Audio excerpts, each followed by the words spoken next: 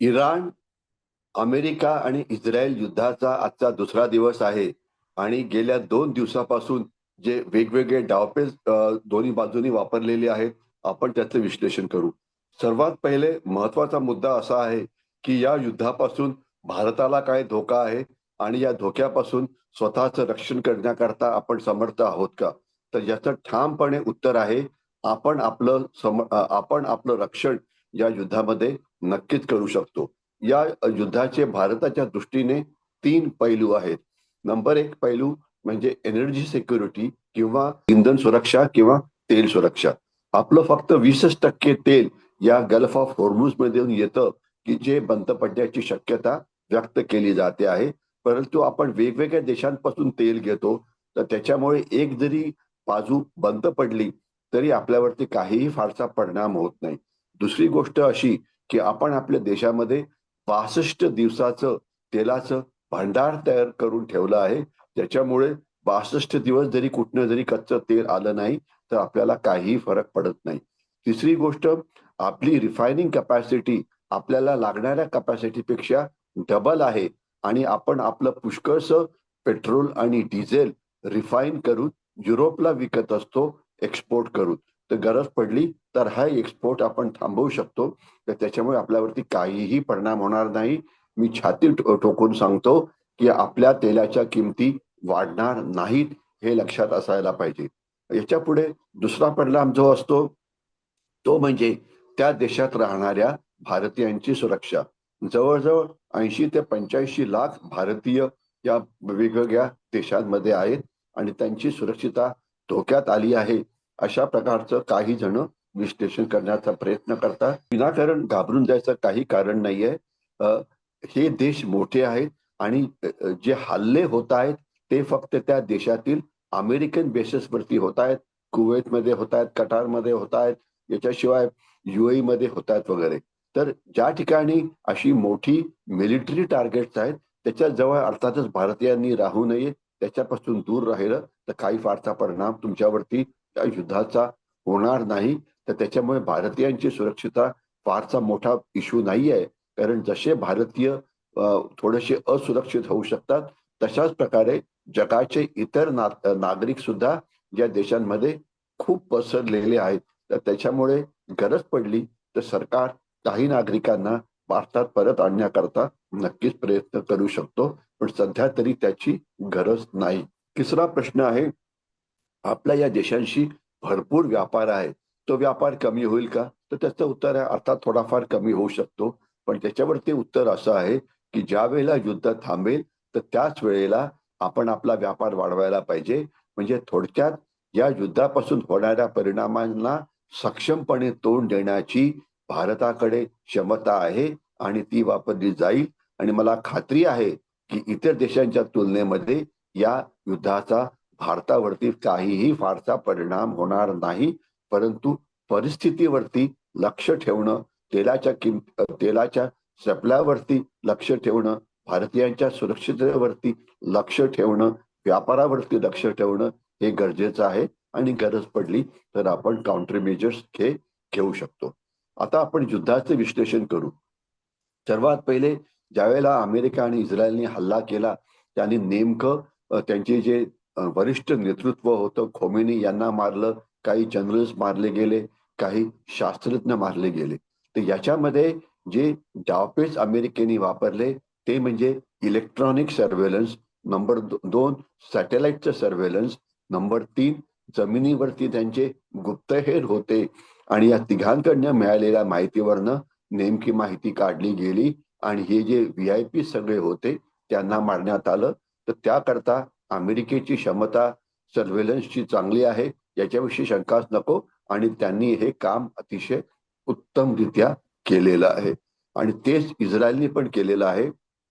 इस्रायलचं त्यांच्या शत्रूवरती नेहमीच लक्ष असतं आणि कायमचे ते प्रयत्न करतात इराणचे शास्त्रज्ञ मारणं, त्यांचे जनरल्स मारणं, त्यांचे नेतृत्व मारणं, ज्यामुळे इराणची क्षमता ही कधीही ती एका परि एका अ, अ, परिस एका एफिशियन्सीच्या होऊन जास्त होऊ देत नाहीत.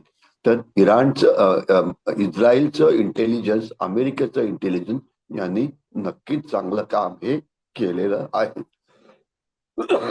पुढचा प्रश्न आहे की त्याला इराणनी कसा प्रति हल्ला केला आहे.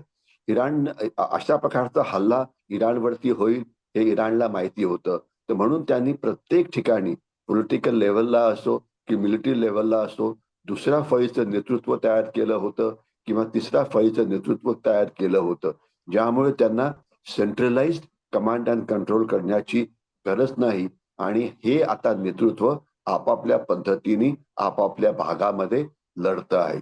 त्याचं उदाहरण म्हणजे ज्यावेळेला मोगल सैन्य महाराष्ट्रामध्ये आलं होतं त्यावेळेला संताजी घोरपडे धनाजी जाधव यांनी वेगवेगळ्या ठिकाणं मोगलांवरती हल्ले करून त्यांना जसं त्रस्त केलं होतं गनिमी काव्यानी, तशा प्रकारे त्रस्त केलं जाईल इराणी या डिसेंट्रलाइज नेतृत्वाने, अशा प्रकारचा अंदाज व्यक्त केला जातो आहे आणि तशाच प्रकारचे हल्ले हे होतात पण आहेत. पण त्यांच्याकडे आक्रमक लढण्याची क्षमता आहे का, त्या नेतृत्वाची क्षमता किती आहे, ते किती देशभक्त आहेत, ते किती मोटिवेटेड आहेत, त्यांच्याकडे प्रतिशिवाजी आहेत का, याचं उत्तर आता देणं शक्य नाहीये. येणाऱ्या काळातच आपल्याला कळेल की हे दुसऱ्या फळीचं नेतृत्व किंवा तिसऱ्या फळीचं नेतृत्व पहिल्या फळीच्या नेतृत्वा इतकंच कार्यक्षम होतं की नाही. परंतु एवढं नक्की की या युद्धाकरता तयारी केल्या असल्यामुळे इराणकडे शस्त्रांची काही कमी नाही आहे. म्हणजे मिसाईल्स असो की ड्रोन्स असो की इतर, ते त्यांनी भरपूर स्टॉक करून ठेवलेला आहे आणि आपट केलेला स्टॉक शस्त्रांचा साठा त्यांनी वेगवेगळ्या ठिकाणी लपवून ठेवला आहे. तर त्यामुळे डिसेंट्रलाइज युद्ध लढण्याची इराणची क्षमता ही प्रचंड आहे आणि ती येणाऱ्या काळामध्ये वापरली जाईल. अमेरिकेची क्षमता अर्थातच इराणपेक्षा लढण्याची जास्त आहे. अमेरिकेचा वॉर स्टॅमिना नक्कीच इराणपेक्षा जास्त आहे. तर त्याच्यामुळे असं म्हटलं जातं की हे युद्ध 3 ते 4 आठवडे चालू शकेल. यामध्ये अमेरिकेचं मुख्य ध्येय काय असेल, तर इराणचा जो न्यूक्लिअर प्रोग्राम आहे तो पूर्णपणे बर्बाद करायचा, त्यांच्या सायंटिस्टना मारायचं, त्यांची एनरिचमेंट फॅसिलिटी जी आहे युरेनियमची ती डिस्ट्रॉय करायची आणि त्यांची जी सपोर्टिंग सिस्टीम्स असतात, कॅरियर सिस्टीम ज्या असतात, मिसाईल्स वगैरे, त्यांना तोडायचं. तर हे अमेरिकेचं मुख्य ध्येय आहे. आणि अर्थात इस्रायलचं ध्येय आहे की जे इतर त्यांचे म्हणजे दहशतवादी गट म्हणा किंवा मिलिशियाज म्हणा, हिजबुल्ला किंवा हमास किंवा हुतीज यांना बर्बाद करायचं. तर हे डावपेच आहे इस्रायलचे आणि अमेरिकेचे. वाईल इराणचे डावपेच सध्या असे असतील की या युद्धामध्ये अजून काही दिवस टिकून अमेरिकेचं केवढं नुकसान करायचं ज्यामुळे अमेरिका हे युद्ध आपोआप थांबवेल. तर इतकं नुकसान करण्याची क्षमता इराणकडे आहे का. त्यांनी मध्ये एक दावा केला होता की त्यांनी 3 विमानं पाडली F-16 अमेरिकेची, आणि अमेरिकेने आता कन्फर्म केलं आहे की 3 विमानं त्यांची नक्कीच पाडली गेली, पण ती त्यांच्याच म्हणजे युए म्हणजे जे अरब राष्ट्र होती त्यांच्या चुकीच्या आयडेंटिफिकेशनमुळे ही विमानं पाडली गेली. म्हणजे चूक ही त्यांच्या मित्र राष्ट्रांची होती. इराणने असा पण दावा केला आहे की त्यांनी जे इस्रायलचं हेडक्वार्टर आहे तेल अवीवमध्ये त्याच्यावरती हल्ला केला, त्याची पुष्टी झालेली नाहीये. तर अशा प्रकारचे म्हणजे अशा प्रकारचे क्लेम्स आणि काउंटर क्लेम्स हे केले जातील. परंतु एवढं नक्की की अजून पुष्कळ दिवस हे युद्ध सुरू राहील याविषयी कोणाच्या मनात शंका नको. मग आणि हे युद्ध थांबवण्याकरता क्षमता कुठल्या राष्ट्रांकडे आहे का, त्याचं उत्तर आहे अजिबात नाही. युनायटेड नेशन्स हे युद्ध थांबवू शकत नाही. रशियाकडे या युद्धाकडे बघण्याकरता वेळ पण नाहीये.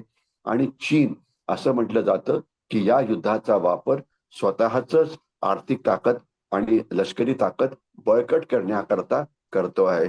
असं मानलं जातं की चीनने त्यांचे सगळे जे मॉडर्न शस्त्र आहे ती इराणला ऑफर केलेली आहेत. त्यामुळे चीनला आपली शस्त्र युद्धजन्य परिस्थितीमध्ये चांगल्या पद्धतीने काम करू शकतात का याचं त्यांना एक इव्हॅल्युएशन मिळेल. आणि त्याच्यामुळे चीनी शस्त्र यांची बरोबरी अमेरिकन शस्त्राशी होईल की नाही हे सुद्धा विश्लेषण आपल्याला काही काळानंतर करता येईल. तर चीन आता मोठ्या प्रमाणात शस्त्र पुरवठा नक्कीच इराणला करतो आहे, याविषयी कोणाच्या मनामध्ये शंका नको. त्याच्याशिवाय चीन त्यांचा इराणकडनं अतिशय स्वस्त किमतीमध्ये कच्चं तेल विकत घेतोय. कारण इराण कोणालाच तेल देऊ शकत नाही आणि चीन हे एकुलते एक राष्ट्र आहे की जे अमेरिकेला न जुमानता तेल विकत घेत आहेत, कच्चं तेल हे इराणकडनं. आता चीन अजून जास्त आपला फायदा करून घेईल आणि अजून जास्त स्वस्त तेल हे घ्यायचा प्रयत्न करेल इराणमध्ये. म्हणजे या युद्धाचा वापर करून चीन एन्श्योर करेल की अमेरिका या युद्धामध्ये अडकेल, ज्यामुळे अमेरिकेची अर्थव्यवस्था स्लो डाऊन होईल आणि ज्यामुळे चीनला अमेरिकेच्या बरोबर कॅचअप करण्याकरता वेळ मिळेल. तर बघूया हे युद्ध येणाऱ्या काळामध्ये कसं चालतं. आणि शेवटचा मुद्दा असा आहे, हे जे युद्ध आहे याचा जगावरती किती परिणाम होईल. तर याचं उत्तर असं आहे, जगात आज 50-60 ठिकाणी युद्ध सुरू आहेत. युद्ध आफ्रिकेत सुरू आहे. युक्रेन रशिया वॉर विषयी आपल्याला माहिती आहे. इस्रायल हमास युद्धाविषयी आपल्याला माहिती आहे. तर जगात आता कोणालाही कोणाशी काही देणं घेणं नाहीये. प्रत्येक राष्ट्र स्वतःचं राष्ट्रहित कसं सांभाळायचं याच्याकडे बघतोय. खरं म्हटलं तर भारताची भूमिका आहे हे युद्ध थांबवावं. कारण कुठलेही युद्ध हे मानव जाती करता चांगलं नसतं. परंतु आपला ऍडव्हाइस कोणी अमेरिका घेईल का, इस्रायल घेईल का, इराण घेईल का, तर त्याचं उत्तर आहे अर्थातच नाही. ही सगळी राष्ट्र आपापल्या परीने आपलं जे हित ज्यामध्ये आहे ते जपायचा प्रयत्न करतील. तर म्हणून याच्या युद्ध थांबवण्यामध्ये आपली भूमिका ही फारशी नसेल. परंतु जास्त महत्वाचं असं आहे की या युद्धापासून जे वेगवेगळे डावपेच वापरले जातात, जे टॅक्टिक्स किंवा स्ट्रॅटेजी वापरली जाते, ज्याप्रमाणे इंटेलिजन्स एजन्सीज काम करतात, ज्याप्रमाणे शस्त्रांचं परफॉर्मन्स कमी किंवा जास्त होतो, या सगळ्यांचं विश्लेषण करून आपण अशा प्रकारचे धोके जर भारताच्या समोर आले तर त्याला तयार राहण्याकरता आपण काय तयारी करायला पाहिजे याचं विश्लेषण आपण नक्कीच करू शकतो. आणि मला खात्री आहे की ते केलेलं पण, ते कंटिन्युअसली ते केलं पण जात आहे. तर थोडक्यात या युद्धापासून जे होणारे परिणाम आहेत ते परिणाम झेलण्याकरता भारत सक्षम आहे आणि या युद्धामध्ये भारत स्वतःच्या राष्ट्रहिताचं रक्षण हे नक्कीच करेल. जय हिंद.